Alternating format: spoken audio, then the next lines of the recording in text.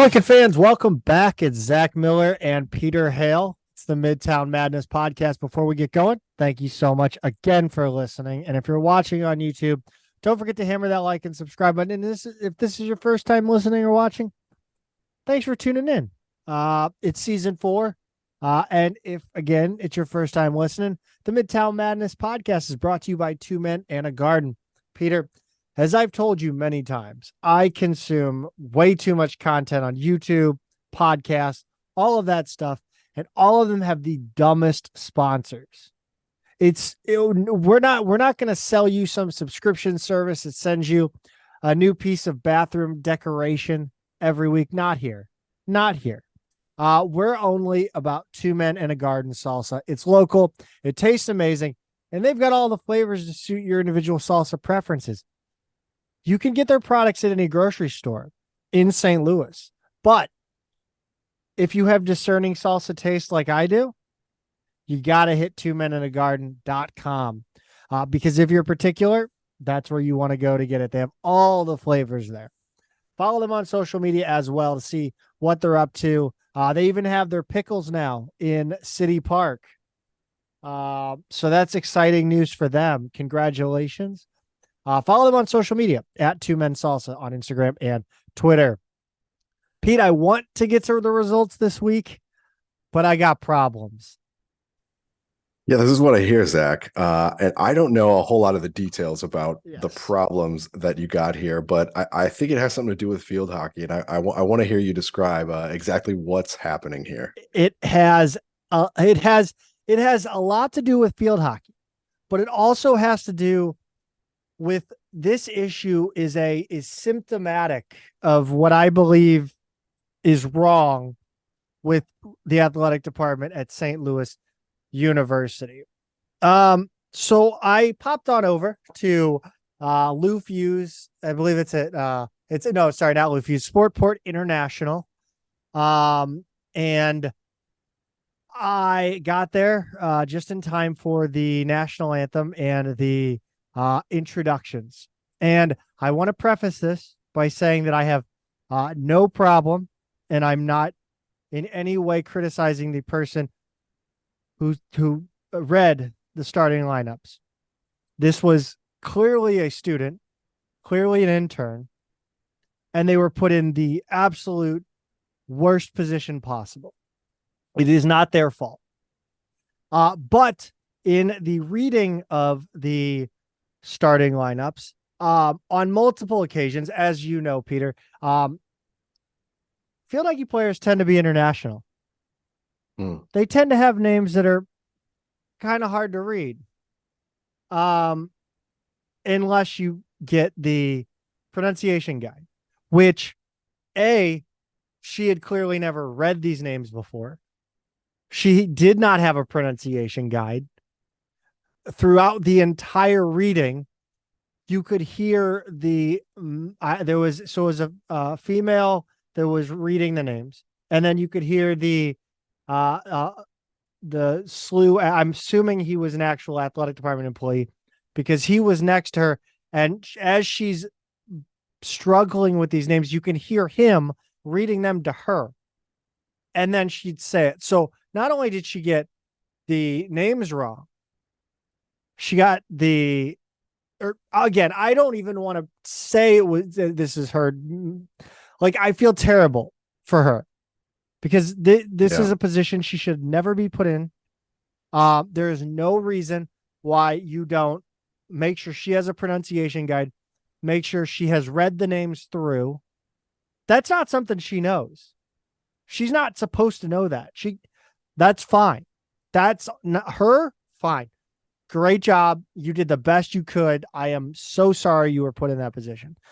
But I'm sorry to the field hockey players, man. I mean, first of all, it's bad enough that this happened, right? The worst part about this is that it's a home game against Lindenwood, a team that has just come up to D1, a team that is right nipping on your heels. Mm-hmm. It ends up being a 2-1 shootout win. So this is a program that's on your heels. And in front of God and everybody, in front of high school field hockey players, you are mispronouncing your starting lineup's names. I'm sorry. Jesus Christ. Zoe, I am sorry that you have to recruit this. Like, I am sorry. Like, that Zoe Atkins has to go out and talk to those high school players after cringing through the reading of her starting lineup. Yeah. Like, if that happens to me, if I'm on that team, see you later. I'm gone. Like, no, my parents show up for a game. Yeah. And you can't get our name right. Like, imagine if, okay, for instance, right? Imagine, let's say, like I said, they tend to come from the international across the pond in Europe, right? Shia Dry, right? Savina Purawal, right? And I'm sure I got that wrong, and I'm sorry to her, right? But like, imagine if her family comes down from British Columbia, she's starting for the first time. She gets to see her play at college, right?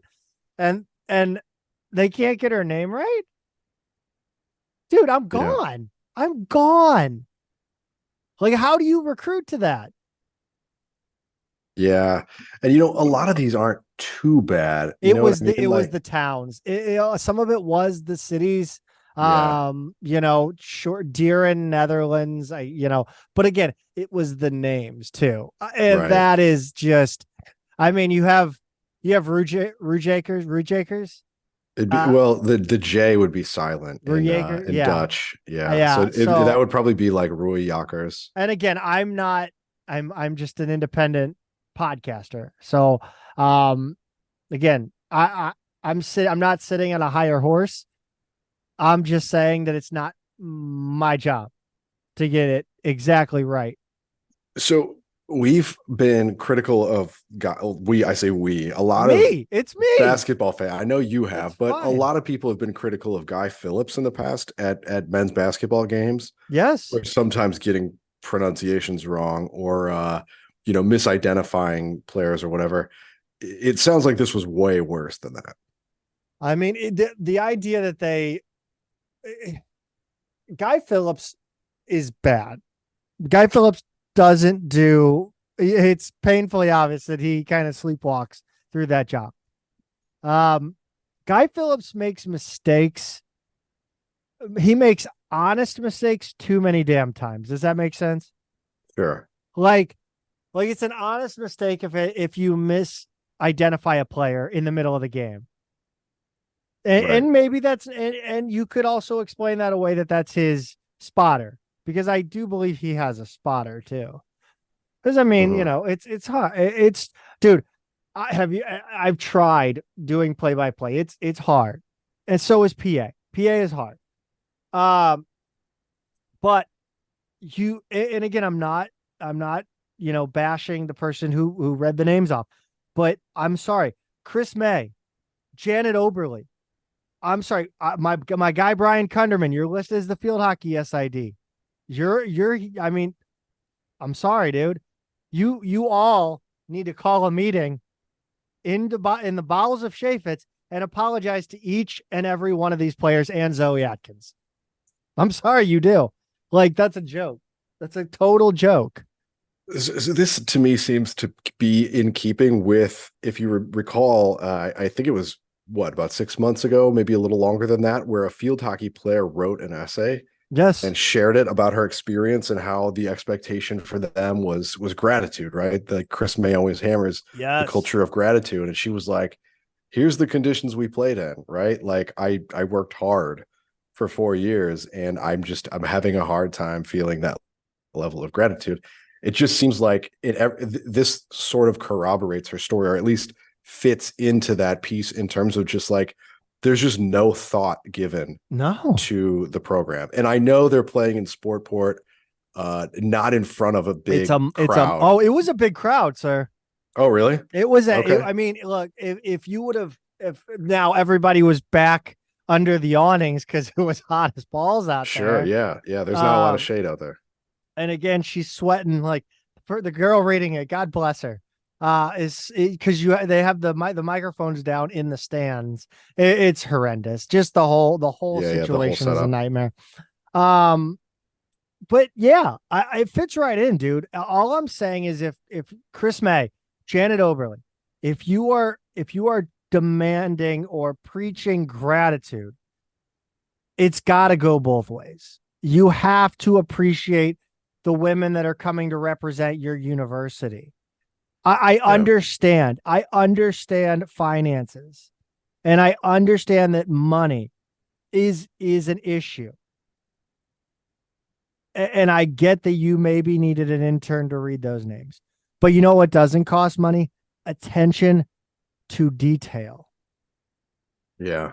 And it's as simple as explaining to your intern, because these kids are not stupid. They're St. Louis University students for a reason. Except for me. I'm dumb. But you they're not dumb, but they don't know what they're doing. This is not something they do for a living. You are the people that do this for a living. You get paid 75. I don't know. I'm just like, I don't want to, like, I'm talking athletic director at this point. You're the person that gets paid 6+ figures, upper 6 figures, to make sure this shit does not roll downhill. Like, you have to explain to her, you have to provide that intern with the pronunciation guide, and you need to explain to her, please read through these names and read them in front of me. And I'm not trying to embarrass you. I want to make sure that we get these right. You have to do that every game if it's somebody new. Yeah. That doesn't seem like a huge ask to me. No, I really like it's the thing. It's this idea that play-by-play and announcing, or PA, play-by-play is extremely difficult. PA is not difficult, but it takes focus and care to do the job correctly. Right. And I'm saying this once again. If Chris May and Janet Oberly and anybody else involved in this have not called a meeting with these ladies and apologize, man, I don't know. Like, that's symptomatic of the lack of just you. Attention to detail. Yes. Do you think this is something that happens like every game? Like they've I'm just got a so mad I rotating wasn't cast able of. to go today. Yeah. I wanted to go today and I could not make it. Because I wanted to give it another chance. yeah. But the point being, this is like, you look at their schedule, right?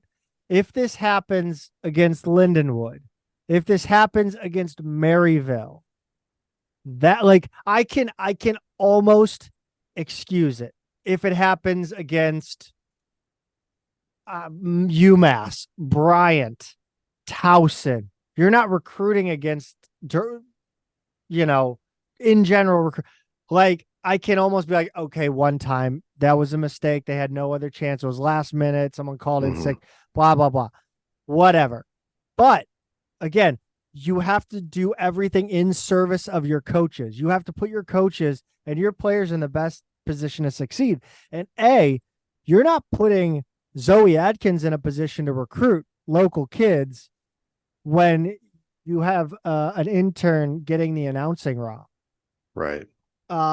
You're not, like, imagine you're on that line and they just, like, the person is just completely butchering names and cities, and the parents and everybody's just kind of that nervous laughter in the crowd. Then you gotta freaking go play a Division I field hockey game. Right. Like, how? I wouldn't have blamed them one bit if they lost 5-0. Not one bit. And you can tell me I'm overreacting, and you would be freaking wrong. Like, yeah. I'm just saying, like, it's just, again, if you can't bring them on campus, if you cannot bring this team back to campus, you have to provide them with the same care that you would provide to every other team. Yeah. It's absolute dog shit. And like I said, so I mean, look, ladies, if Chris May is not going to do it, if he hasn't done it already, I'm sorry. We're sorry. That's some fucking bullshit. I tried my best, Peter. I really did. I know, to keep it PG-13. I tried, but it's some bullshit. So, ladies, yeah, I'm sorry. Zoe Atkins, I'm sorry. Anna Smith, I'm sorry. Ashley Jones, I'm sorry. Ava Blyer, I'm sorry. Olivia Smith, I'm sorry. Olivia French, I'm sorry. Sydney Acker, Demi, Josephina, Mary, Julia, Lauren, Nora, Shia, Sierra, Savina, Grace, Ava, Abby, Cameron, Brooke, Kendall, Caroline, Carrie, Zoe, Nicole. I'm sorry. I can't believe they let you stand out there in the heat and listen to people butcher your names. That's a joke. Yeah.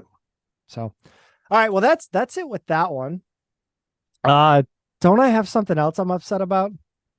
I don't know about upset so much as maybe it's a conversation we can have. Sure, yeah, and that's the Dave & Buster's location for watch parties for away games. Yes.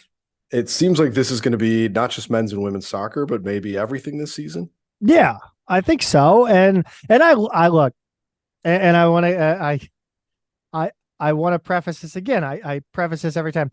I think it is a great idea. I think it is. And you have a different opinion on a certain aspect of this than me. I think it's a decent idea to meet the fans where they are. Okay. We know that many are not Midtown, many are not city dwellers. But it is nice that it's nice that they have these parties out in the county. I get that. That is fine. What I don't necessarily understand is why Dave & Buster's. And my reasoning is this. Dave & Buster's is freaking expensive. Like, I'm not on a Wednesday night. I don't really want to go pay $20, $15 for food. Like just for me personally. Like, and that's not with drink, man. It's like $5 beers. Like, it's crazy. And you know, like, I just think that there are so many local options. You've got like a Cybergs, you've got Helen Fitzgerald, same people. I get it. You've got the Post, right? You've got all these other local kind of sports bars, pseudo sports bars. I don't know. It just seems like, you know, Beffa's is down by SLU. It's a sports bar. They're trying to be the sports bar down there. I don't know. I just think I think it's a little bit of an odd pairing. So my understanding is they probably are a sponsor of some kind. I don't know what the deal is. I believe they are. There's some kind of sponsorship. I don't know what the arrangement is that the agreement, whatever, that SLU would have it there, right? Yeah. I don't know what kind of crowds they're getting either. I obviously have not been to one of these, and I wouldn't go because I just pulled it up on Google Maps, Zach. Chaffetz Arena is where I use the starting point to Dave & Buster's, which is located in Earth City, is 23 miles or 25 minutes driving time. So which also is coincidentally probably the driving time to get to Sportport International.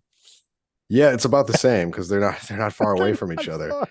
But so I understand your point about meeting people where they are, and that we have a lot of fans in West County and probably like family. And I totally understand your opinion on this. And I totally don't I have no problem with, or we don't necessarily disagree. I just don't think it's as big of a deal. This part. I think Earth City, for example, nobody lives in Earth City. Nobody lives. Right. So even for county people, the closest you can actually live to here is like 15 minutes away, 10, 15 minutes, because it's such a weird area, right? You know, it's just not, it's industrial or like big commercial. Yeah. It's not the least bit residential. So I don't necessarily buy that that's the area where fans are located. I don't think it's a much bigger hassle for most people. I don't know where the geographic center of the people going here are, but I don't think it's that big a hassle to just go to Midtown. And my point is, imagine going to a college town, right? Like it's a power conference school. You're in Lawrence, Kansas, or Tuscaloosa, or Manhattan, Kansas, or Columbia, whatever. And they're like, hey, we've got watch parties, but it's 23 miles away from campus. I know. For most major college towns, that would be cornfield somewhere, completely rural area. It would be another town completely, or like a town past.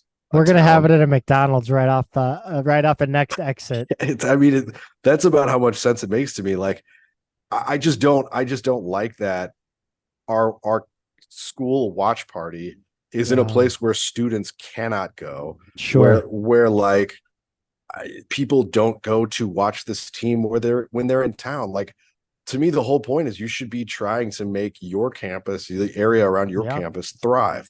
And so I number one, I think it's lame, right? Even if Dave & Buster's and them like came up with an agreement, it's lame. Number two, I think I agree with you. A Dave & Buster's itself it's overpriced. Like every time I go to a place like that, which is rare, I don't think I've been in a Dave & Buster's for like 15 years. I don't even know. But I those are the kind of places where you're like, I'm paying too much for food that is not good, right? Like if I'm paying, I don't know, $17 for a burger and fries, it's like this might be 13 at a place that I actually like better, that kind of thing. Beers are all $1 or $2 more than you would pay somewhere else. It's just like, and I know, I guess there's a certain type of person who thinks that place is fun, like the whole Chuck E. Cheese for adults. You know what? Games. I have never had a bad time playing games at Dave & Buster's. That's fair. I'll admit to it. I don't care. But I'm just not a person who eats at like I get what you're saying. I just don't go to that kind of place ever. I just don't, because like you said, there are a lot of good local options. I mean, look around campus, and you already mentioned like Beffa's, but it's like Humphreys, like that's a beloved place that's very nearby. There's a Cybergs. There's the Cybergs that's close to SLU. There's Vito's. There's a bunch of places around there. Putt Shack is open, which actually I wouldn't recommend Putt Shack because that place. Oh, I would recommend Putt Shack, but not for this specific, because it's again overpriced and not really local. But yeah, I get what you're saying. Fieldhouse. I mean, like there are a lot of places there, and a lot of them are locally owned, and they're right by your campus, the place that you want people to connect with.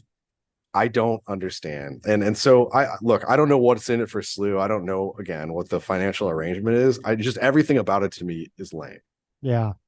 I think that like in some ways, I think it's this, the decision or the decisions and the attitude in the athletic department is weird because, I did 9 months in the sports industry, and I think in a lot of ways Billiken Athletics need to be looking at themselves a little more like a St. Louis Ambush. But they see themselves more as like a St. Louis Blues, as an NFL franchise, right? They see themselves as big time, but like they could get more sponsorships if they viewed themselves a little bit less expensive, because like they make decisions that are less expensive all the time. Like the attention to detail that I just ranted about for 10 minutes. That's a low rent decision. Like, so like you don't have to have the big, and I feel like they hamstring themselves by expecting too much. They expect the big bucks, right? They're going to expect to be to have Topgolf as a sponsor. Okay, fine. That's great if you can get Topgolf, but don't hold yourself back from getting a Beffa's to be a sponsor based on trade with you, right? Right. You can get trade with these restaurants. Your players can have food. Like Right. and you can have places for your fans to gather. And it just, I mean, it's like they almost by overselling who they are, or over believing in what they are, they ignore revenue streams. Again, they over, they overcommit on the high donors, and they forget that you still have to bring in new people. Like the marketing, like you look at the bronze boot game. We talked about that. There was not a table set up there. Why do you not have a men's basketball ticket information booth? Why do you Right. not have a booth for men's soccer season tickets? How many people went to that bronze boot game that hadn't been to a soccer game before, a SLU soccer game? How Oh, many I people, would bet most. how many city fans that just knew the game was there, or people that wanted to go see the stadium? Like we said, people that want to go see the stadium that hadn't been. How many of those people, why not get them in as season ticket holders for soccer? Why not basketball? Like, you should have a basketball table. You should have a season ticket table at every SLU sporting event. Right. Maybe not every baseball game, because it's every baseball game. It's a lot. But like, you should, or at least have information sitting out. You don't have Yeah, to have like somebody manning the table. a sign with a QR code Yes. can do a lot of work for Holy you. smokes. Yeah. So it's just, they just seem to forget that there is a grassroots way to build your fan base, and you don't have, and billboards can only do so much. Commercials on the radio can only do so much. TV can only do so much. Take those lower level sponsorships. Get. I agree. Sorry to cut you off. No, I'm fired up. Yeah, I don't think you're helping any of that in this arrangement, nor do I think you're building community at Dave & Buster's in Earth City. And I would be more. I don't know. The UPS, employees probably like it. I mean, that's their corner bar, man. No, they're going to Ameristar. They're going to Ameristar. Yeah, I was going to say, yeah, right. Shoot, have it at Lumiere. I'll show up to Lumiere. Yeah. I don't like it. I don't understand the decision making. No, not at all. And again, I think it is a fantastic idea. It is a great idea to have a place that will show the games, because of course they're not always on, your standard TV networks. And not everybody wants to get the subscription. Right. So, like today's game, it's a perfect game for a watch party. I actually would have gone, but I was running late, and ended up getting the streaming, which I had to listen to their announcements. I cannot stand other teams' announcers, man.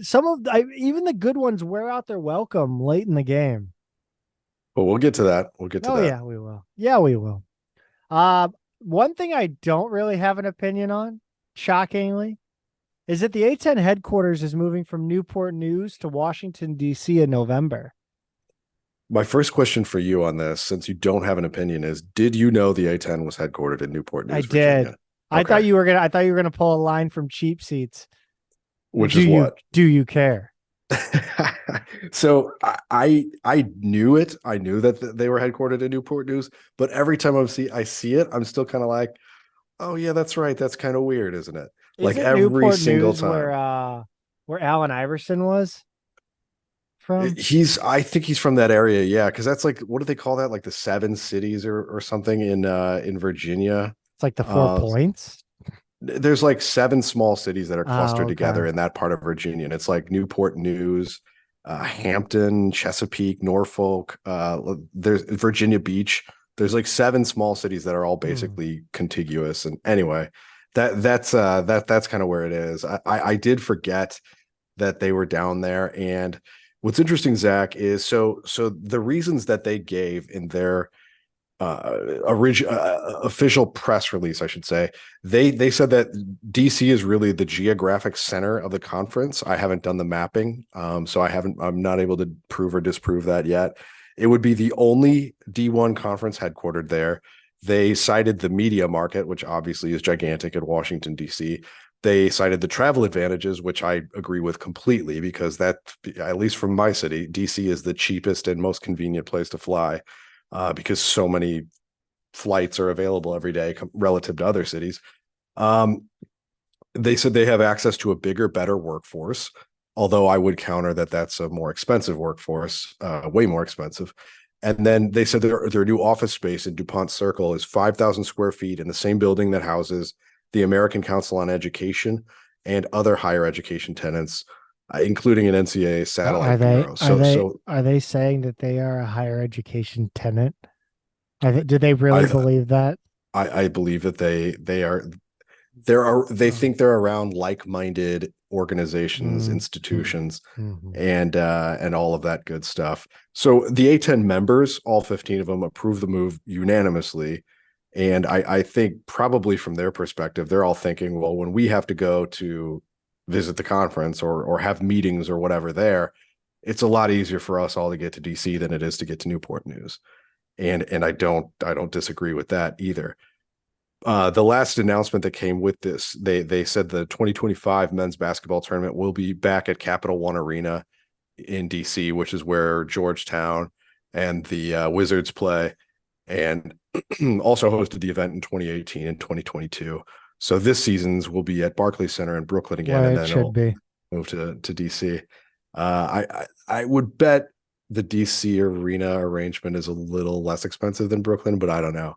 I'm guessing there. So overall, yeah, I mean, most people seem a little neutral on this. Steve Rogers, SLU sign guy, did say like he thinks it'll be like just a lot of costs will be more expensive.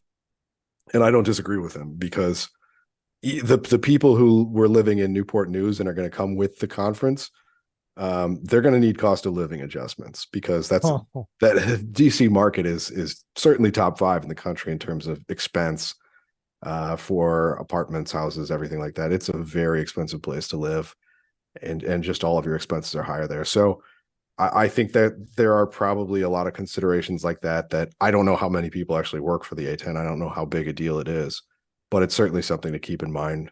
It's an interesting choice when it feels as though college athletics is heading for some sort of bubble with NIL and just the rule changes and kind of the cultural shift on amateurism in general. And I mean, everything else is going up. It's obviously going to cost more with NIL to run a brand. And eventually, I think NIL is going to turn into pay to play, and it's yeah. And I so maybe this is I don't know. They think they're closer to their problem. I mean, power and media and attention and everything. Maybe it just looks more big time. I don't really know functionally what it gets them in terms of the A10 stature.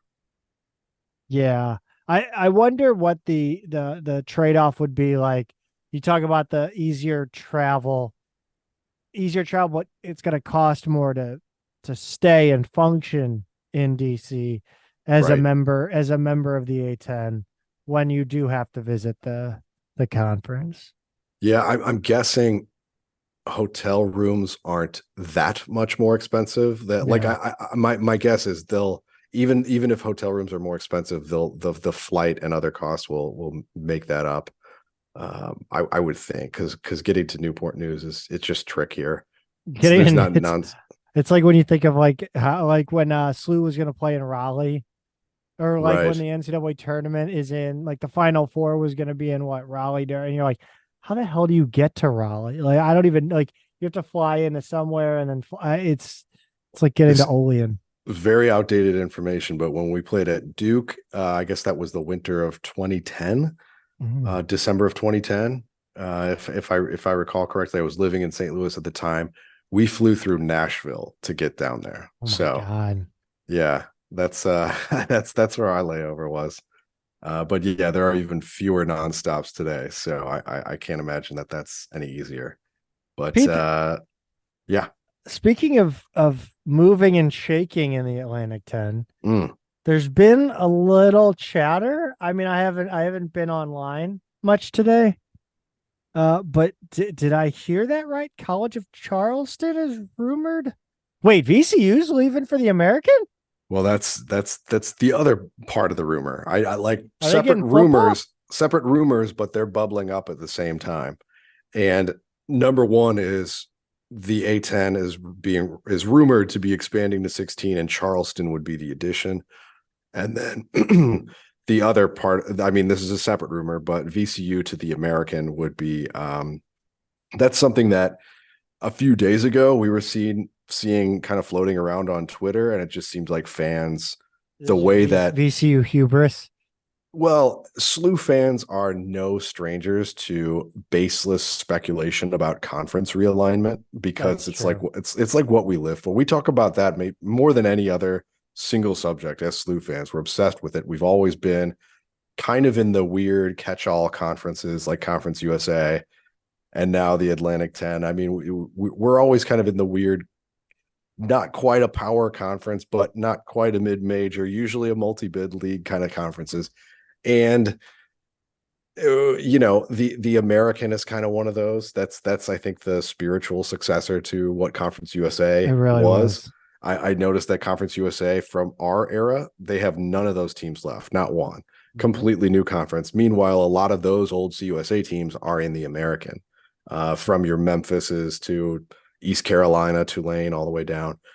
And I think VCU might be more of a cultural fit in the American, which tends to have a little bit bigger state schools. A lot of those are in the Southeast. And there are some things on paper that make sense to me. And I think at this point, you would say the American is stronger than the A10 for sure. I mean, even after losing I'd rather Cincinnati be and in the Houston, American. yeah, ugh, even after losing Cincinnati and Houston and Central Florida, I still think it's probably stronger because of what's kind of gone on in the A10 and just a lot of programs have kind of gone downhill. So yeah, I mean, hey, maybe that is time to sort of reignite that conversation on whether that would make sense for us as well. But we I don't think it'd have a be more football team. fun. In what way? I don't know. It just sounds more fun than the A10. A10's lame. The I can't argue with you Like I there. I just mean, don't like it's just not like I don't know, nothing about it really. Like maybe I'm just a change of scenery guy. and you think it's time? Maybe well, I think it's time for a lot of change of scenery. I think we all know I believe that. But no, I don't know, man. I'm just kind of, I think my ADHD's kicking in with the A10. So I'm gonna go through the membership list of the American. So we all know who's in the A10, the 15 schools, maybe 16 with Charleston if that rumor proves to be true. And we are, to be very clear, we're hearing just mixed things on both of these things. There's Yes. nothing solid yet. American current full members are UAB, East Carolina, Florida Atlantic, of that Final Four run, Memphis, Charlotte, North Texas, Rice, South Florida, Temple, UTSA, which is Texas San Antonio, Tulane, Tulsa, and Wichita State. SMU is also in the league, and they are on the way out because they bought their way into the ACC. Wait, who did you say? SMU. You haven't been keeping up with this at all, have you? Every time. Wait, Sacramento. What is Sacramento? No, football. SMU, Southern Methodist No, University. No, I know, but I just read Sacramento State. Oh, okay, all right, yeah, the team we just played in men's soccer. So that's who the American is right now. And look, the Atlantic 10 has a lot more medium-sized private Catholic schools that are, I think, more institutionally, fundamentally aligned with SLU. Our administration from the previous one to this one have always said they think being in the A10 is more useful in terms of recruiting more East Coast students as we try and, become a more geographically diverse university overall. All of that makes sense to me. But if these programs keep going downhill in men's basketball, which is the number one only revenue sport really in this league, then that's a real problem. And I think the American, as with Conference USA before, I mean, the American now is really, it's the bottom half of the old Conference USA plus some other schools. It's a grab bag. There are schools on the come up. There are schools that are just kind of mediocre and always will be. There are schools like Temple that are shells of their former selves. It's a really mixed bag, and it's not like I know Memphis would love to get out, and it's not a solid place to me. And like as a SLU fan, all I've ever wanted is like a solid long-term home. And I don't know if any conference would feel like that except the Big East if we were to miraculously get in there. You're like an orphan. You just want a home. Yeah, that's right. The foster care system is not working out for us. Pete, if I asked you, the Sacramento State is in the American as an affiliate member. If I asked you what sport it was, what's your guess? It's got to be a weird sport that not all the schools have, something like a lacrosse or a field hockey, or it is rowing. Rowing. There you go. Okay. Yes. Yeah, no, I don't know, man. The American has always been, I don't know. I find that it almost feels like home. Like, I don't know why it has this weird air of kind of that CUSA vibes. I mean, I know why it has CUSA vibes, but it just kind of like, I just kind of want to go back to how things used to be, the good old days. Yeah. Maybe it's out of some odd nostalgic trip I'm on. I don't know, but. So one of the things here is football it's certainly a factor, right? I mean, Temple, I think, made the disastrous decision to really go all in on football. And I think it's been at the expense of all of their other programs, especially men's basketball. Yes. That program has just not been even close to what it was for a long time. And it's because they chased football. Charlotte did not stay with us in the A10 because they wanted to chase football. They started a football program. Gone well for them lately. Yeah, sure. It's taken some time. It's gone better. To be very clear, and I know this comes up every once in a while on message boards or elsewhere, SLU is not going to start a football program. Period. I every time that comes up, I'm just like, what are you talking about? It's just like, what if they can't get field hockey right. If field hockey is not on campus, if track is on, the medical campus, essentially, like if tennis is not on campus. If we were to start a football program and baseball and softball are still playing in what they're playing in, what are we doing? I'm a believer, and I think you are too, and like, do the things you do well and don't try and be something else. And a lot of the Jesuit schools I know got rid of football in the 60s, and SLU was one of them. And I don't see now that college football has become this behemoth, this multi-billion-dollar industry that is just swallowing up the rest of college athletics. I don't think now is the time to try and jump back into that game. It's just not going to happen, period.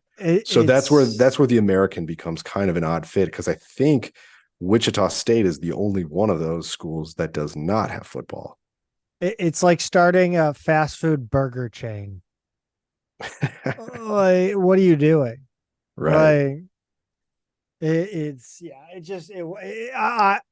would, like, if it happened and we did it like for real, I'd be tailgating every Saturday, right? But it's not a good idea. It's not it'll go poorly. I promise you, we will be awful. We will be awful for so long that like college sports will die by the time we do anything of note nationally in football. The only way it would possibly happen is, I think this was the case at Charlotte, is if one of our billionaire alums decides, I want a football program. Oh, and by the way, I want it to be a competitive one. Yes. So I'm going to build a stadium. I'm going to completely fund the program from its inception through, honestly, out of its first decade because it's incredibly expensive to It's going run to be a a football massive program, loss. a program with 85 scholarships that you now have to make sure you're matching on the men's and women's side. So that probably means you're dropping sports, right? Like you're probably dropping a few men's sports to make it happen, and you're going to have to add women's sports. You got to have screw you money. You do. You have to be a crazy billionaire to do that, because like just the cost of a stadium now, even a small one, is incredibly expensive. I nothing about it. It's just not going to happen, and that's all a long way of saying, well, number one, we're not getting football. Number two, that limits our conference options, possibly even the American. The reason Wichita State got in is because their men's basketball was so good for so long, and we can't make that argument. So if we don't have football and we don't have a team that's made multiple Final Four runs or something, well, I don't know what our case is other than, hey, we used to be in the same conference as South Florida and Tulane and East Carolina. So it's a great idea. Let's roll with that argument. I don't want to shoot down your dreams here, Zach. I have no dreams of. I mean, I don't have dreams. I just have, that'd be fun. Yeah.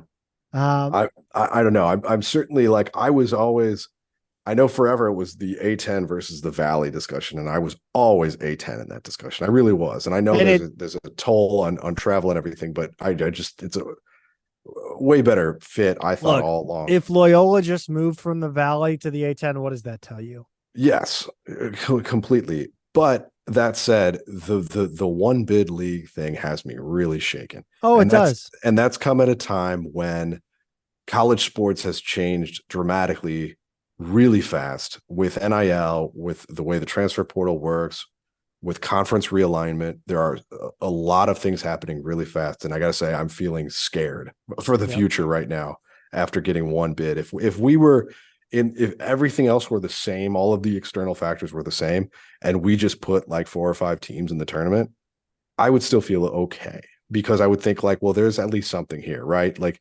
if we still have a viable avenue for a good chunk of the conference to get that March money, then that's fine with me. But right now, man, it looks shaky. Yeah. Pete, let's talk about what we do have in front of us, and that is an A10 schedule. Yes. And it's not good. It's not good. Why don't you tell me, why do you say that? Well, we play Loyola and Dayton twice each. Mm-hmm. None of them are on weekends. Right. You have the two close, the 3 Western outposts of the A10, places that don't get a lot of places that they can travel and see their team in conference. And you don't give them a weekend road game. So I know why, but the argument that I've really not heard people make a big deal of this before, but I think people are thinking about it now, that you've got really ridiculous conference realignment, like UCLA and USC going to the Big Ten, Cal and Stanford going to the ACC, things like that have people thinking about the toll that this takes on all of the athletes who have to actually get on planes and make these trips. And so what I'm hearing is Dayton and Loyola and Duquesne, like the shorter trips for us, are becoming weeknight games because it's easier to go the shorter distance on weeknights for our athletes, for our student athletes, who have class responsibilities. And it makes me feel bad that you and I mean, we're the voice. I don't want to call us the voice of the fan in capital letters, but like, we're big fans, and we look at this and go, well, crap, like I would have gone to Loyola on a weekend. That's an easy drive. That's like less than a 5-hour drive for me. It's way less. It's Chicago traffic cooperating. It's way less than a 5-hour drive from St. Louis. Dayton is an hour from me, and it's a Tuesday night where I gotta like hustle out of work and get up there and not help out with my kids that night, instead of going up on a weekend. And that's true from St. Louis as well, which I guess is like what, a 5.5 hour drive from St. Louis. Yeah. Duquesne is another drivable one for me. That's on a Tuesday. That's always on a weeknight. It drives me insane. So from the fans' perspective, this might be the worst conference schedule I've ever seen, in terms of like, there's just nowhere for us in the western end of the conference to easily get to on a weekend and like make a weekend trip out of it. Yeah. I feel a little guilty saying that, because I do know that if that's the reason they're doing this, to make travel easier on the players themselves, then okay, I guess that's the price we pay. But it still doesn't, as someone who doesn't have season tickets because I don't live in the market, it's tough to swallow that not just the St. Louis fans, but any of those of us who are still kind of in the Midwest, this is just not a favorable schedule at all for us. No, it's not. And again, it's not even, for me, it's not the travel. It's like I can go up to Chicago. Like I can work from home. When is it? A Tuesday night? I can work from home up in Chicago on Tuesday. Come work from home Chicago Wednesday, come home. That's not a big deal. Like you did last year. Yeah. Although I will do it a little bit differently this time, because that maybe not driving so late. I will not do that. Jesus, Mary and Joseph, that was horrible. But no, I want to go up and have a time, man. Like it's a thing. Yeah, right. You don't just want to get in and get out and say you saw the game. Yeah, I mean, and again, yes, I love the Billikens, and it is the reason I'm going up there. But I'd like to see, my fellow, Chicago Billiken alumni that I went to school with. Like, yeah, it was great to see the guys that I knew and sat with this year. But like, it would have been nice to go grab a beer after the game with them, not hustle out of the stadium. It would have been nice to have a few beers at the stadium. And, I don't know, man. I get it. I get it. And I'm, and I did open this up with a rant on, gratitude for the student athletes. So I got to deal with it. That's true. I will add VCU is on a Friday. That happened to be so 2 seasons ago, not last season, because we played at both VCU and Richmond last season. Those were both on Tuesday nights, so I wasn't able to make it in. But on a Friday, I may do what I did 2 seasons ago for the Richmond game: take Friday off of work, drive all day, go to the game with my brother, and stay for the weekend with him. He lives in Richmond, so I'm going to try and do that again. The Saturday road games on the schedule this year are George Mason, St. Joe's, Rhode Island, Bonaventure. Mason and St. Joe's, those are nonstop flights. It's not as bad, it's those aren't the worst. Rhode Island and Bonaventure are probably the 2 trickiest places to get in the conference from St. Louis. So those being on Saturdays, I get it. Okay, yeah, it's easier to make those weekends and give yourselves Saturday night and Sunday to get back to St. Louis, just because who knows what's going to go wrong travel wise, as we well know from those places. I did also notice the longest stretch without a game this year is 6 days. And last season, I think we had 2 full weeks. One may have been a 6-day period, and one was a 7 or 8 day period without games. And so to only have one basically off week, and it's a 6-day one, is a little unusual. And it tells you they're not really scheduling for, pandemic related cancellations again, right? Like they're just going for it now. I love to see it. Yeah, getting back to normal in that sense for sure. But also I just thought it was unusual, because I feel like even before the pandemic, we were a little more solid in terms of at least having one full week off. So that just kind of caught my eye. But yeah, that's from February 10th at St. Joe's, until the 16th when VCU comes to SLU on a Friday. And yeah, man, I mean, I don't know. Should I feel bad for being disappointed in this, for Yes. thinking that this is We should feel bad, but will we? I'm sorry to the 300 something SLU student athletes out there, but Yeah, I you should just apologize. Call a meeting, Pete. I want a fun weekend trip. You know, Just that's give what me I care one. about. And you know what? I will say this, like at the end of the day, um, you know, I think there's also something to be said. Like if the conference would have come back, and I've said this before, like they'd have just been like, yo, we couldn't find agreeable dates to get you both weekend road games. Mm. So in the spirit of competitive fairness, fine, you know?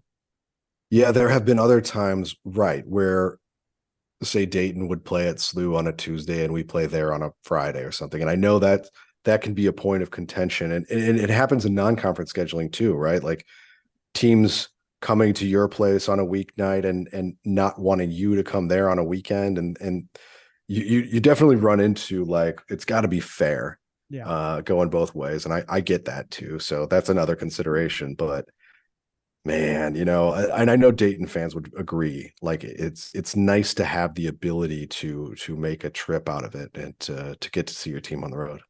I do like the Saturday St. Joe's game.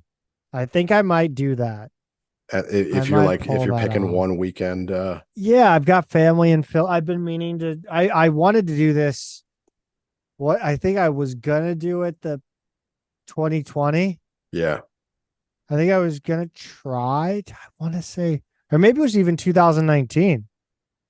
I think that year I don't remember, but I was gonna try the Philly swing, and it yeah, didn't. But we and don't have that a Philly swing, really. Oh, we do we do, Wednesday. yeah. Maybe I'll do that. Wednesdays LaSalle, and Saturday is St. Joe's. It's one of those things that like if I did not have kids, I would 100% do. Mhm. Philly's not hard to get to from Cincy, flying. It's probably about a 9-hour drive. But to do both of those and yeah, like find a place to kind of work for, you know, Thursday and Friday up there. Something if I did not have kids, 100% I do. But I do have kids, which means that I won't be able to do anything like this for 20 years. So not going to happen for now. We'll probably be in a different conference at that point. Pete, this is going to end up being a 2-hour episode.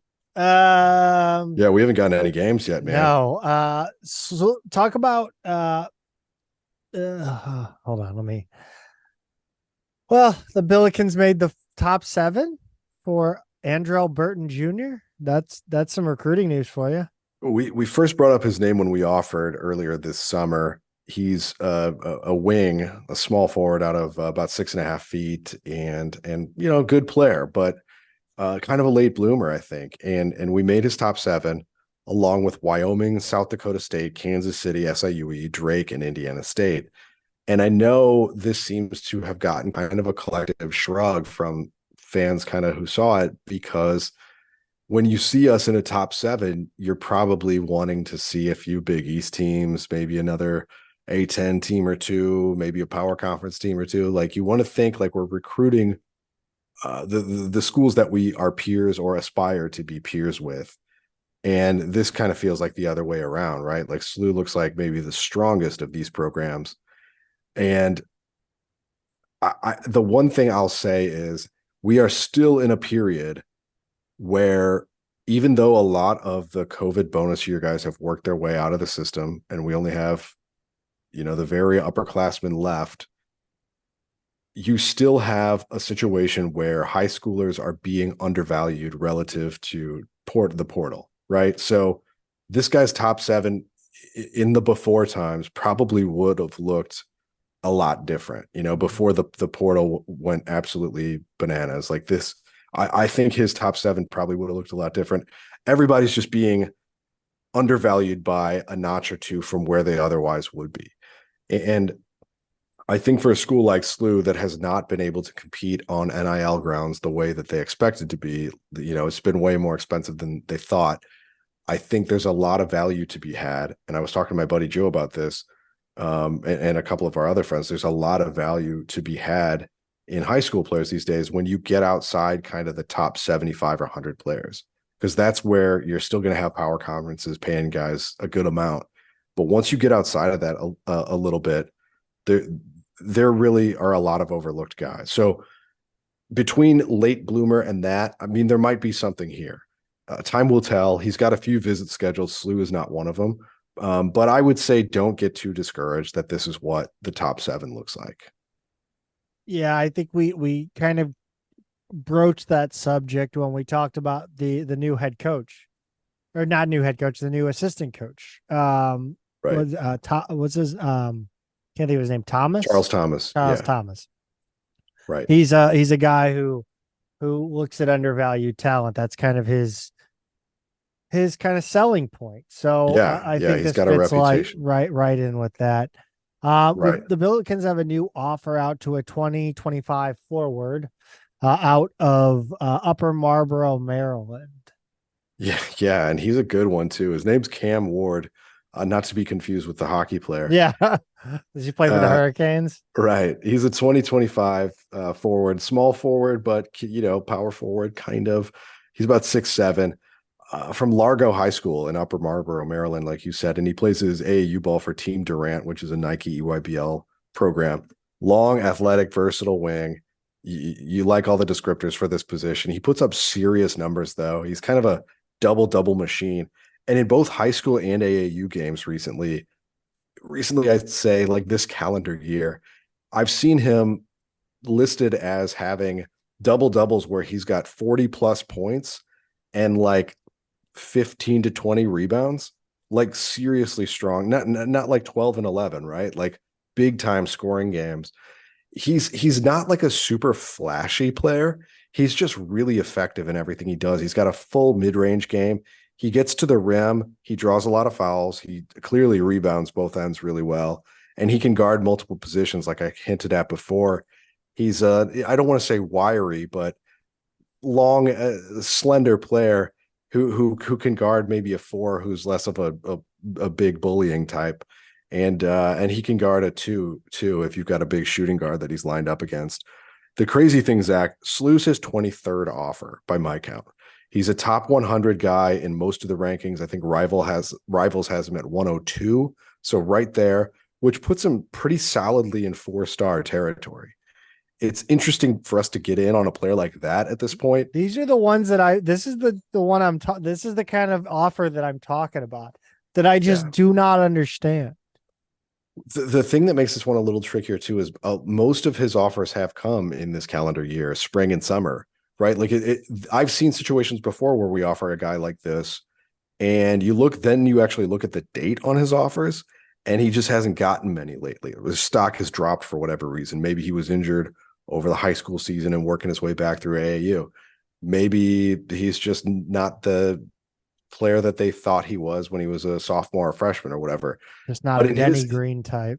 Right. In his case, it's really been the last 6 months that he's exploded. And so it's odd for us to get in at this point. I don't disagree that I would want to know the whole story, right? On why we got it here. But again, I think there's still going to be value for a guy like this who's in the 75 to 125 range, right? In terms of the national rankings and not a solid top 75 guy who everybody's going to be chasing. We're not going to get 5 stars, period. It's just like the economics of it just make it untenable for SLU to do that right now. And we're not going to get the top guys in the portal, but this might be the place where you can get the most bang for your buck, right? Like it's not going to be the most expensive players, but they're still very, very good players. Who knows? Like a lot of the other schools that have offered, they're going to be duking it out in the portal in the spring for other players, and guys like this every once in a while can kind of slide. So maybe we're kind of hoping he's that guy, and we'll see what happens. Pete, let's move on to women's soccer. It was a grueling scheduled week for Katie Shields Billikens. Run down their current rankings. They're technically not ranked, but they have been acknowledged in some of the polls. So in the coaches poll heading into this week, they were the top also receiving votes team, right? So that would put them at 26, basically. Top Drawer Soccer had them at 21, College Soccer News at 23. And Zach, mixed results this week, but I think it's either going to help or not hurt, at least their ranking. Yeah, I think it's definitely going to help. I think because you look at the first game is a 1-1 draw at Brown on Wednesday the 6th. Pete, run us down the scoring in this one because I think you probably caught this one more than I did. SLU got on the board really early. I actually didn't even have it on yet when this happened, but just before the 2-minute mark, Caroline Kelly was kind of tied up with two defenders down on the end line and decided to just turn and lob it in because she had nowhere to go. Put it in front of the goal, and there were plenty of Brown defenders in the area. One of them got a touch on it but couldn't clear it, and Julia Simon was there just inside the top of the box to put it away. So it was 1-0 SLU very early. And then Zach, I don't know if you remember everything around this goal, but SLU actually had a goal called off later in the first half. We scored on a corner kick, but I think it was Sophia Stram who was called for the foul that ultimately had the goal called off. I don't remember everything about it though. It's one of those where I went back to try and find the highlight and couldn't because teams tend to put just their goals on social media or big saves, things like that. Yeah, I actually had to do some business and not like go to the bathroom, just actual business. No, yeah. So I didn't see, I think I kind of listened to it until about I missed end of like the a large chunk of that second half until I got back and it was tied with about 5 minutes to go. Right. So this, I mean, it was a bummer. It would have been great to go up 2-0 at halftime on the road against a ranked or borderline ranked team like Brown. I think they were number 23 in one of the polls. So Brown's a very good team. And you really saw that in the 65th minute. Well, I guess rewind a little bit. Late in the first half, after that one was called off, basically for the rest of the first half, the way that the announcers were talking about it was Brown will be happy just to get into the locker room, right? Like SLU was really attacking, and it felt like they were the stronger team that half. You get into the second half, and for the first 20 minutes until this goal happens, Brown was by far the better team, more aggressive, more attacking, getting some shots on goal. And in the 65th minute, Brittany Ruffino from Brown got a nice long ball from Gianna DePriest. She kind of corralled it in, shook off the contact from Lindsay Heckel, and sent Heckel to the ground, basically, like kind of tripped her up. It's one of those that would have been a card on Heckel had Ruffino gone down. But instead, she's the one who fell, and Ruffino cut in to get around a charging Emily Percelli and tied it at 1. I mean, so Ruffino, she's big, she's fast, she's strong. She and Seelenfreund, who's the other forward who was kind of giving SLU problems. They were a real handful. And Ruffino, I mean, like just the attributes that I was just listing. I mean, she reminded me, Zach, of like a women's college soccer Erling Haaland, like the way that he is just a force to be reckoned with out there. He's so big and physical and fast at the same time. When she did that, I thought, like, this is a player giving SLU fits and will be lucky if that's her only goal of the game. And to be, it was her only goal of the game, so I think SLU was fortunate on that front. And to be fair, they did make her a focal point, right? And after that, it didn't feel like Brown was that strong anymore. Like it kind of felt like SLU was the better team the rest of the way. Yeah, you mentioned just kind of throwing Heckel to the ground. It kind of reminded me of the way you said it reminded me of the Lindenwood match, the preseason. And I can't remember who did it, but just one of our players just stiff armed a Lindenwood defender and just sent her to the ground. Was it Gaby? No, I don't think it was Gaby. Gaby and Kelly it might have both been pretty physical. Yeah, it was one of the, but it was one of those two. I don't think it was Gaby, but it very well could have been. Yeah. 70. Speaking of Gaby, she had a chance in the 77th minute. Yeah, so this one she got in, only had the keeper to beat, coming in from kind of the left corner of the box. And Claire, the way that they were saying her name was Gagney on the way that they were And announcing it. that's what it says on their roster. It's what it says on the pronunciation guide, which is so weird because, like, have you ever seen that not be Gagne? Whether it's the former closer for the Dodgers, multiple hockey players over the years, Yeah. they've all been Gagne. It's a name that tends to be Canadian, like it's always like French Canadian. I kept thinking about Cagney and Lacey every time. Yeah, they or gag me. It sounds like just Jesus. anyway. Yeah, it Ah, didn't sound right, but she made a great play on this. We've kind of knocked Gaby a little bit before. She has a tendency to like beat everybody and then hit it right at the keeper. And yes. that was kind of the case here, except the keeper really charged out and saved it point blank. So it was a nice stop. I give her credit for it. And Gaby didn't have a chance to get a different angle on the ball. But that was the 77th minute. Both teams had some excellent chances, to be fair. Keepers were excellent both ways in this one. And Percelli, after this game, moved into fourth all time in saves at SLU with 202. And Zach, this was another game on turf. You know, like SLU doesn't play on turf. It feels like when we play on turf, they have a little bit harder time like playing as under control. Like they seem like they're going a little bit faster, but having a little bit tougher time on like 50-50 balls and kind of keeping it in control. Yeah. Turn it over a little bit more. I think it's just the nature of turf versus grass. But S- overall, I would say a pretty even game, and the result is a fair one. Yeah. Shots were 12-11 Billikens. Shots on goal, though, were 6-4 Bears. Corners were 12-3 SLU. Fouls 9-5 SLU. I feel like every time we play anybody on the road, they always mention how physical we are. And I think that, Yeah, we'll talk about it in a minute, but the bigger schools who are used to throwing teams around yeah, and fouling and leading in fouls are very surprised when the Billikens show up yeah. and lay the body, so to That's speak. right. Houck had a yellow card in the 7th minute. Larson got an unfortunate yellow in the 59th minute. It looked like a flop, but then she got away with a pretty hard foul later. And you said that could have sent her off. I thought they made a meal out of this one on the broadcast.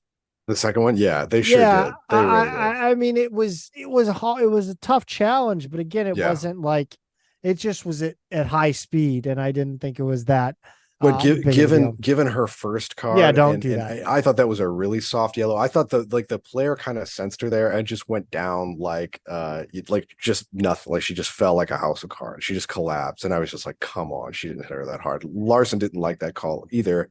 But the next challenge I thought was a lot more solid, and it was like, oh, she got a card on the first one. This could be a red. But Third luckily not.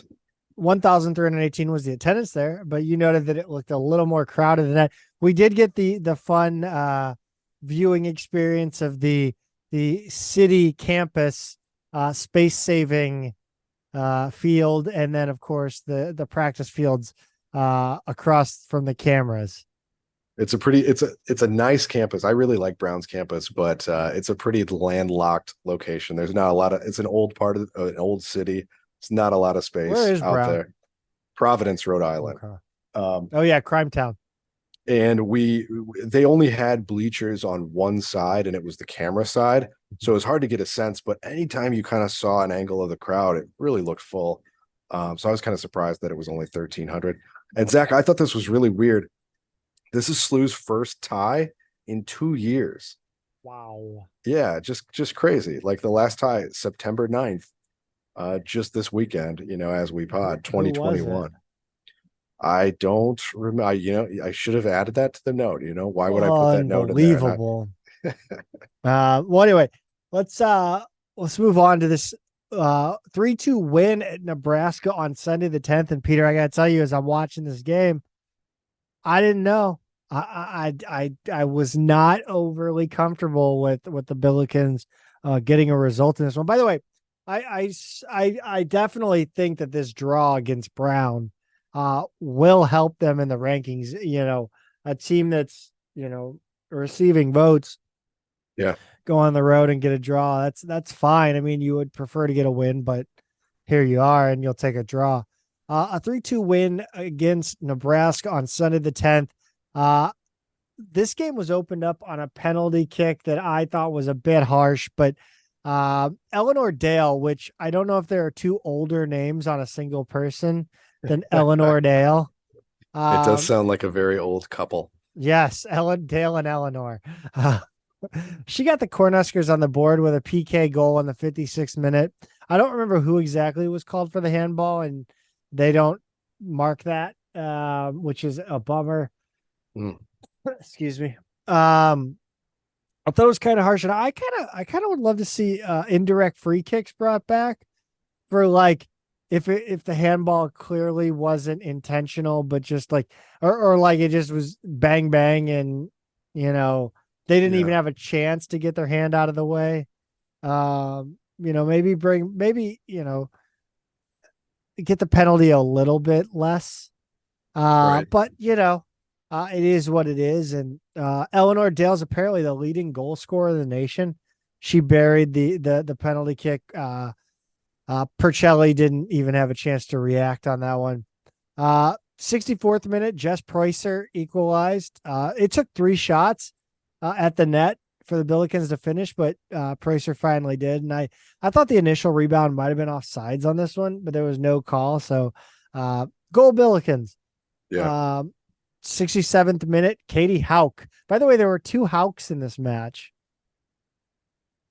Nebraska had one as well. It wasn't an H-O-U-C-K. It was H-A. I think it was H-A-U-C-K. Yeah. But she put the Billikens ahead. Another rebound goal, actually. This time it was Gaby doing Gaby things, putting her defender on an island down the wing. And I know people have talked about her passing or lack thereof, but Gaby crossed this one in. Caroline Kelly got a shot on net. It was saved by Hawk, the goalie, and Hauk was right there to bang home the rebound. Pete, if you would believe it, Eleanor Dale got the second goal. As I mentioned, the leading goal scorer in the nation, according to the Nebraska announcer. So I'm gonna absolve myself on any sort of getting that wrong. She tied up the game in the 76th minute. A nice cross. Dale beat the Billiken defender to the spot and put the ball past Percelli. It was a nice goal, but like the announcers just made a huge deal about it being a golazo. And then NCAA women's soccer Twitter reposted the video and we're like, wow. I mean, like you saw the video. Like, did you see the video? I found it on Nebraska Twitter. Yeah. I mean, I think they're being generous, but like, it's a good goal. So I'm looking at the stats now. She actually is tied with 2 other people coming into this weekend. She was tied with 2 others, both actually on Texas, oddly enough, both of them on the same team, but all 3 of those players had 10 goals coming into the weekend. So I think once you've kind of built your reputation as like that goal scorer, everything you do, it gets hyped up a little bit more. Like think of Messi in MLS. Like he's had some really nice goals, but they're talked about in ways that are like, we've never seen such a thing, So I think it's a reputational thing that's happening there. Here's a fun thing. University of San Francisco on their men's soccer broadcast counts up on the time to 45 instead of just counting down. That's kind of funny. Nice. Eleanor Dale. She tied the game up. And Pete, I'm not gonna lie, at this point, I was like, well, I'll be happy with a draw. Let's just get out of there with a draw and call it a day. But stop me if this shocks you. The Billikens take advantage of a second chance in this one. 88th minute, Abby Miller goal that would end up being the winner. Just kind of tossed it in the box, and I think a Billiken got ahead on it. Another Billiken got ahead on it, and then fell right to Abby Miller, who right down the center of the net. So I think if I've got the order correct here, this came off a free kick that was really just inside the half line. Yeah, so when you say like just lob it in there in the box, I mean I don't think that's doing justice to the ball that Katie Hauk put in. Oh, she played it great. Well, she crushed the ball. Yeah, like the idea. It's just lob it in, right, Yeah. and see what happens. But that first ball, and I think this, if I again have the order right here, I think the first one would have been Sophia Stram, and then Emily Groark had the next touch on it. But the first touch was a header that basically went straight up in the air. So it's a really odd play. And then it comes back down. We get another head on it, and I think that one's Groark. And then Miller bounces in the goal. So it was a crazy play. The ball bounced around in ways that would have, it's just hard to defend a play like this. But it's the 88th minute, so now Nebraska's on the ropes. Yeah, Nebraska, I felt, really had a tough time clearing balls that were, played into the area by SLU and put towards net. And the Billikens just seemed to get on the end of things and finish. So yeah, great win, and a great way to battle through some adversity with the PK, and then giving up the tying goal and sticking with it, because honestly, I honestly thought it was going to end 2-2. Yeah, for sure, for sure. So they finished the conference season at 5-2-1, Zach, and I'm wondering, like, what do you think if you're looking at the schedule overall? 5-2-1. If you were told that ahead of time, would you have been happy with that? No. So no, I mean, I expected them to kind of, honestly, I thought they had a good chance to run the table, bringing back everybody. I know they have, obviously, Xavier was a tough game. I thought they should have won against Xavier, obviously being a home match. I thought BYU was tough. I was really disappointed with the way they came out in that game. But yeah, I mean, I thought they had a chance to go undefeated. I don't know. I would have been happy with a couple ties in there, but I'm not. I would have been happy about losses. I would have felt a lot different about 5-1-2 and not 5-2-1, right? Like, so the losses were all close. Like, you lost to Xavier by 1, you lost to BYU by 1, although I think that's maybe generous given the nature of that game. To be fair, BYU has since asserted itself as a top 5 team nationally. So I don't think there's any question there that was going to be a tough one no matter what. But looking at 5-2-1, you go, okay, so we're heading into the season. We're essentially playing 4 games against teams that are ranked or borderline ranked, and 3 of those are on the road, right? So if I'm looking at 5-2-1, I go, okay, well, at least nothing catastrophic happened. We went 1-2-1 in those 4 games. Again, 3 of which were on the road. That's not terrible. You'd rather have 1 loss in there, regardless of what happens in the other 3 games. But yeah, so I don't think 5-2-1 is bad. We're still the team to beat in the A10. I still like the possibilities for making the tournament for this team. So I think it's fine. I don't think we're going to look at this team and see them get, unless a lot of other teams above them right now sort of lose some more games. I don't think we're going to see a top 16 seed in the tournament again this year. I'd love to be wrong on that. We may end up being borderline, but I think that's going to be tricky with just A10 teams to play the rest of the way. Yeah, I think you have like VCU maybe, and then Richmond, or not Richmond, sorry, Dayton. Dayton's good. UMass thinks they're good. They voted for themselves. Loyola's not bad. They beat DePaul today, I think. But Dayton's they're like 27th in 4-4 one of the polls. Yeah. So okay. So there you go. So Dayton is another one of these kind of borderline ranked teams who we will have at home. That's gonna be at that's home. homecoming. Yeah. So you're gonna have a good crowd. You're gonna have them at home. I don't know. Should be fun. It's a tricky. That's the biggest test left. Yeah. Even though there will be some good games in there, but again, you're just gonna have to win just about all of these. Yeah, tests coming up though. Thursday the 14th at Loyola, and then Sunday the 17th versus LaSalle. Pete, men's soccer has been on a bit of a slide. They dropped from all 3 polls and are no longer receiving any votes. Pete,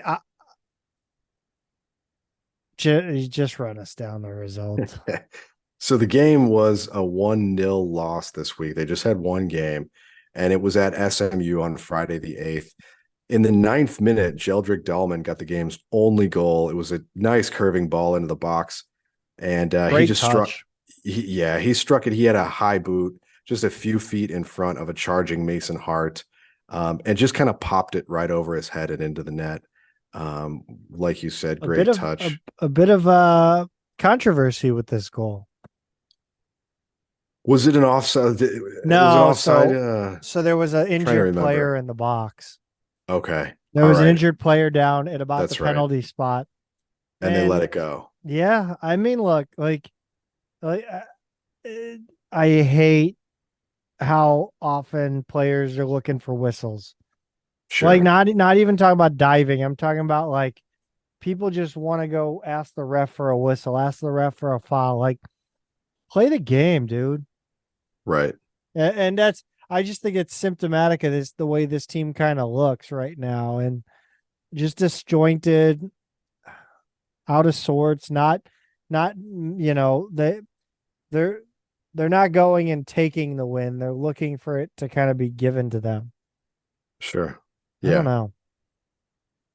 Yeah, well, nonetheless, the result of that play stood. I thought SLU had some great chances. They had a dangerous cross late in the first half that appeared to be the equalizer for Lawson Redmond, and an SMU defender got in behind the goalie and blocked it, right next to the goalie. Actually, I mean, I thought that was for sure going to be a goal, but I thought by far the best other scoring opportunity in the whole game.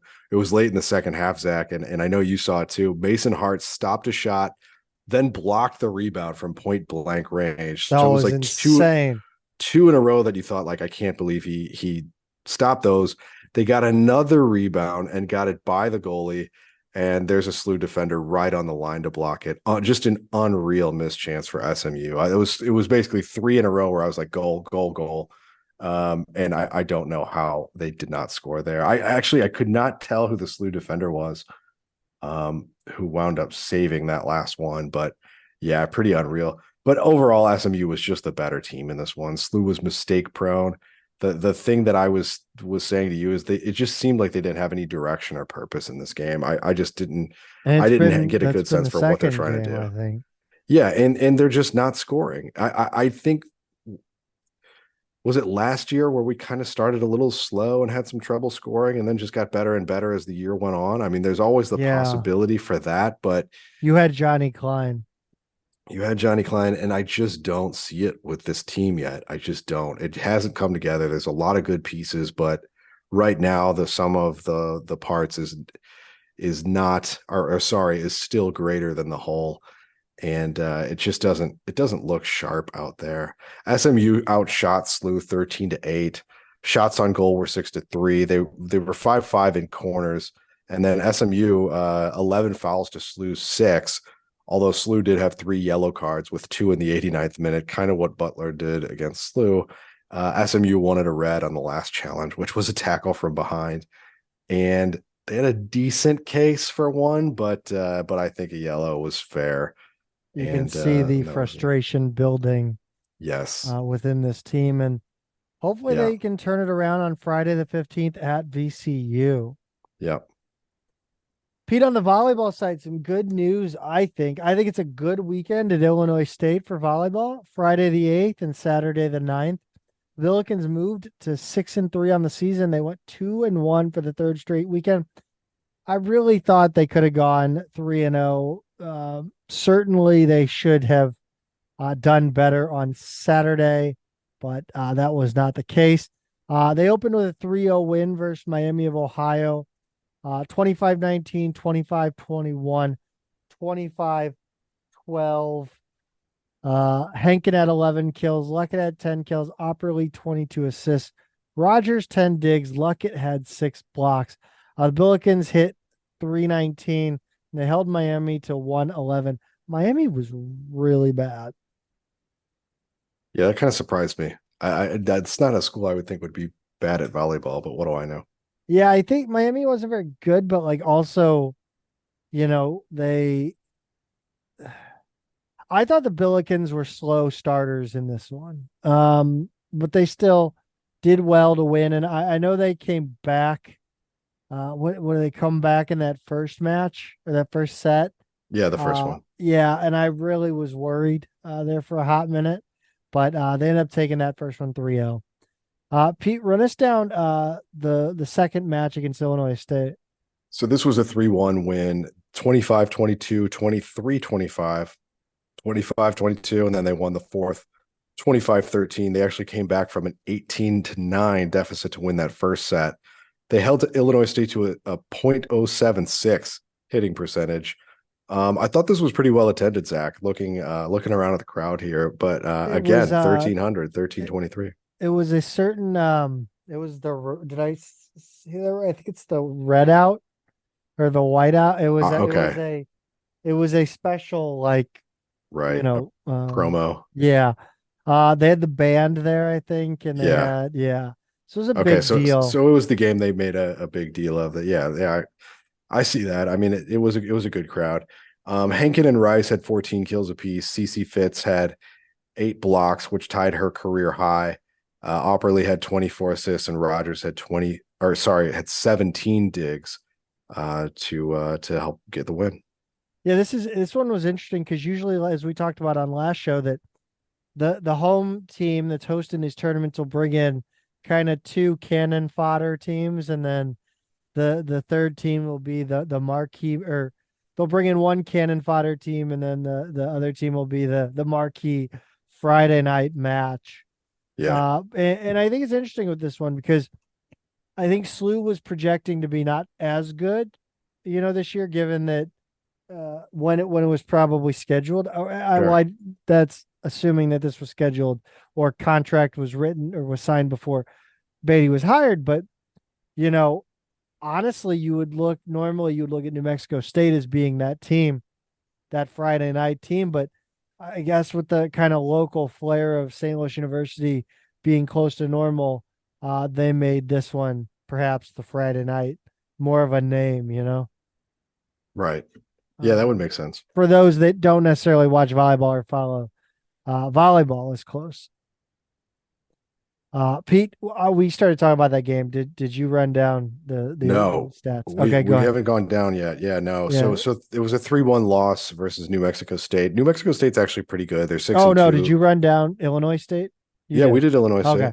I'll run down New Mexico. All right, go for it. I totally got lost there. It was a 3-1 loss versus New Mexico State. And like I said, I think I got a little nostalgic for watching stats. This one was kind of fun to watch on the stats because you didn't know what was coming next. Yeah. Because it was just back and forth. And 27-25, 23-25, 22-25, and 18-25. Man, the first set was a battle, and I really thought that it was going to set the Billikens on a course to win the rest of the sets, or at least win the match overall. First set had 14 ties and 11 lead changes. SLU gutted it out, but New Mexico State was just a little too much. And they have a good team. They've had some decent results the last couple of years. Henkin had 18 kills in this one. Opperly 25 assists. Rogers 16 digs. Pete, talk about the next 3 matches, or the next match. The next 3 matches for this team. Jesus, Mary Jo. Yeah. This is what happens when we go over an hour and a half, Peter. We're almost there. Starts to break down. They're going to be at the KC Ruse Classic with a K, in Kansas City, where they'll take on Austin P and SEMO, in addition to Kansas City, formerly known as UMKC. And Zach, I'm sure they'll just go 2-1 like they always do. Yes, they will. SEMO was tough last year, if I remember. And I believe we lost to KC because I remember I got pissed. I think that's what happened. Yeah, I'll look that up while you get started on the next thing. Yeah, field hockey. The game that set off Zach Miller into an absolute rage. Yeah, Zach. Well, at least you saw the win, right? It was a 2-1 win in overtime against Lindenwood on Labor Day at Sportport. Lindenwood scored first, actually, going up 1-0 on a deflection in the first quarter. SLU then tied it in the fourth quarter. with a Demi Sauleka goal off a penalty corner with Olivia Smith and Lauren Pendergast assisting. Less than 1 minute into overtime, Shia Dry scored from a tough angle, and Grace Golembiewski got the assist. SLU outshot Lindenwood 24-9 and 10-6 in shots on goal. And SLU also had 18 corners to Lindenwood's 3. So pretty dominant in the box score, if not necessarily on the final score. Yeah, that first goal Lindenwood scored, it was just, it was insane because like you said, 18 penalty corners. The Billikens had probably 7 within the first 10 minutes of the match. And it just, it was bizarre. I don't even, and it felt like it was like, oh, it's going to be one of those games where the Billikens just don't have that scoring touch. And, yeah, field hockey's interesting, man, because the game flies by. But like when you're watching like field hockey on this lower level of Division I, there's a lot of missed passes and a lot of out of bounds, but it still just moves so fast. So right. Yeah. Looking at the stats in this 3-2 loss to Colgate. They call them corner kicks in the stats, Peter. Unbelievable. Yeah, it's just no attention to detail. Run us down the scoring in this one. Yeah, unfortunately, this was a 3-2 overtime loss against Colgate. It was at Sportport. Josefina Perez scored off an Olivia French assist in the 9th minute. Colgate equalized 3 minutes later. And then it stayed tied at 1 all the way until the 4th quarter. Colgate scored early, and then SLU equalized 3 minutes later. This one came off a scramble in front of the goal with Shia Dry finishing and Perez getting the assist. And then Colgate won it off a penalty corner in the 3rd minute of overtime. It's unfortunate because SLU outshot Colgate 15-9, 10-4 in shots on goal. So that I guess that means SLU only made 1 save on the day to Colgate's 13. Yeah, so not great there. The Bills fell to 1-4, not 13, sorry, 8. The Bills fell to 1-4, Zach, with 3 of those losses decided by 1 goal, and only 1 game decided by 2. That was the first loss. And of those close losses, you've got 1 in overtime now and 1 in a shootout. So this team could very easily be 4-1, just as easily as they're 1-4 and anything in between, right? So they've just not much luck out there, unfortunately. But next matchup is Friday the 15th against UMass at Sportport to give their first A10 matchup of the season before they finally go back on the road to play at Ball State on Sunday the 17th. Also, I've told everybody 500 times that I don't know how to read. So I just want to remind people of that I'm he's illiterate. It's a real challenge. I'm a talker, not a reader, people. No, actually, there was an interesting, the stats listed a goal for Colgate that was called back, I guess. It originally went 2-1 and then it was taken off the board. So I don't know what happened there. I'm assuming it was just disallowed. Cross country, the Billiken Cross Country Invitational is Sunday the 16th at St. Vincent Park. The gun goes off at 8:30 for the women and the men at 9:15. Pete, there's going to be people are going to get a chance to see the O'Loughlin Champions Center for the first time. Yeah, there's a Get Her in the Game fundraiser being held on October 19th from 5 to 7 at the new Champions Center. It's a nice chance to see the new facility and support a good cause at the same time. So an anonymous donor will be matching the first $25,000 raised, and you can head to their official website, slubillikens.com, which will have details and reservations. I would definitely be curious to get a peek at the new place for sure. That does it for Billiken this week in Billiken Sports. Follow us on Twitter, on Instagram at Midtown Mad Pod. Leave a review if you haven't. Comment down below if you're still listening. Thank you all for listening. Pete, go Bills. Go Bills.